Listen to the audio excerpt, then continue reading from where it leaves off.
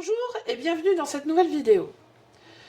Dans une précédente vidéo, je vous ai présenté les boudins blancs pour les fêtes de fin d'année. Donc je vous avais dit aussi qu'on avait acheté une poitrine de porc, foire au porc actuellement un peu partout là dans les magasins. Donc on a profité, on a acheté une ventrèche. Donc du coup, on va utiliser le reste de la ventrèche. Donc il doit y avoir à peu près 5-6 kg de viande. Donc nous allons faire des saucisses de Toulouse.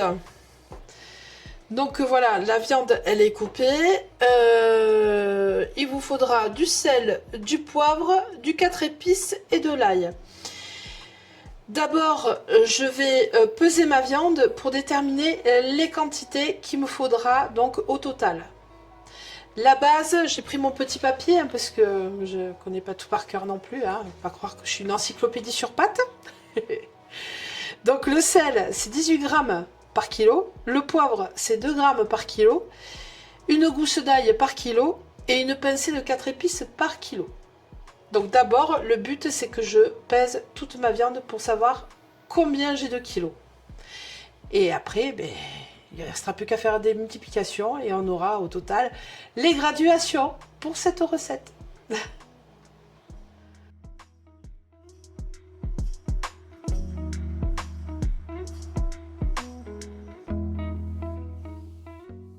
J'ai pesé ma viande. J'ai 4 kg 170. Donc, j'ai fait mes multiplications. Donc, il me faut 75 g de sel, 9 g de poivre, 5 gousses d'ail et 2 cuillères à café de 4 épices. Allez, c'est parti. On va graduer tout ça. Donc, je répète, 75 g de sel, 9 g de poivre, et 2 cuillères à café de 4 épices. Donc là je mélange et bien sûr on n'oublie pas les 5 gousses d'ail. Donc on va commencer à hacher la viande. Donc grille numéro 6, hachoir, et c'est parti.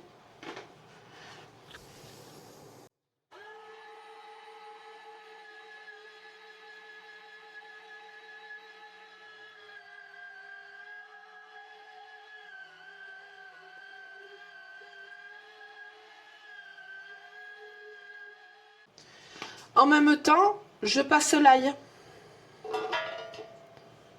Voilà.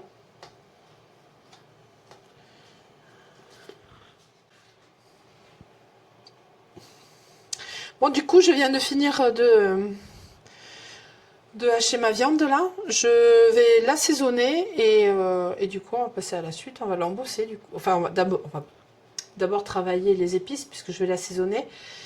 La malaxer, etc. pour qu'elle prenne bien ses goûts et après on va l'embosser. Allez, c'est parti. Allez, on va mettre les épices.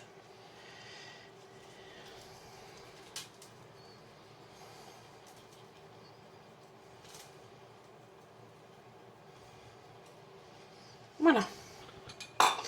Et bien maintenant, on va malaxer tout ça jusqu'à temps que ça soit bien homogène. Et après, on embosse.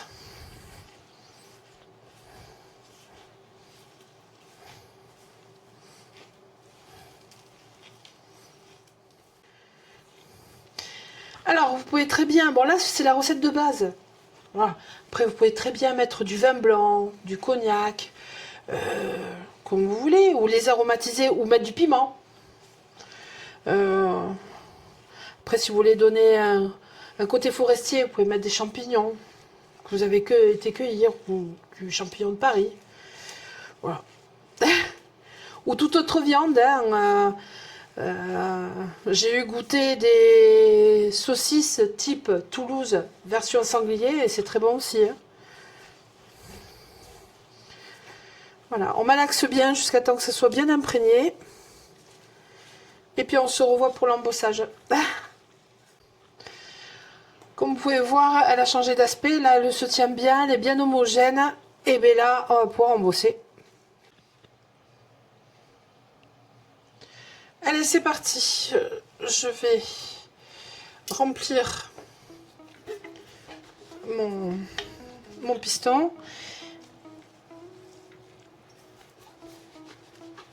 je tasse de manière à bien chasser et éventuellement chasser l'air. Voilà. Allez, pour un premier jet, ça va le faire. Et maintenant, on va embosser donc les saucisses. On y va tranquillement.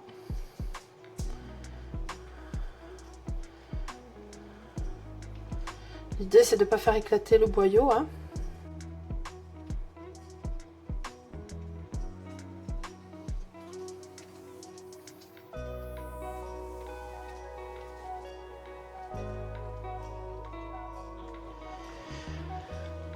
Voilà, et bien là j'ai fait ma première fournée de saucisses. J'ai la même qui m'attend derrière. Donc voilà, je reviens une fois que tout est fini du coup. Bon ben voilà, mes saucisses sont faites. Elles vont partir au congélateur. On va certainement en consommer dans la semaine. On va se faire un truc. Déjà il me reste ça en farce. Je vais faire certainement des boulettes de viande. Enfin bon, voilà. Dans tous les cas, imbattable, saucisse de Toulouse maison. Et comme vous avez pu le voir au début de la vidéo, la photo qu'on vous a fait de la ventrèche, à moins de 3 € le kilo. Allez, on va dire peut-être 4 ou 5 € de boyau. Voilà, c'est un bon rendu, hein, 4 kg de saucisses, c'est imbattable. Et en plus, c'est du fait maison, donc ça va être très très bon, on le sait. Moi, j'ai adoré vous partager cette vidéo. Maintenant, si tu as aimé, eh bien, je t'invite à liker, commenter, partager, mais surtout, t'abonner. Allez, salut!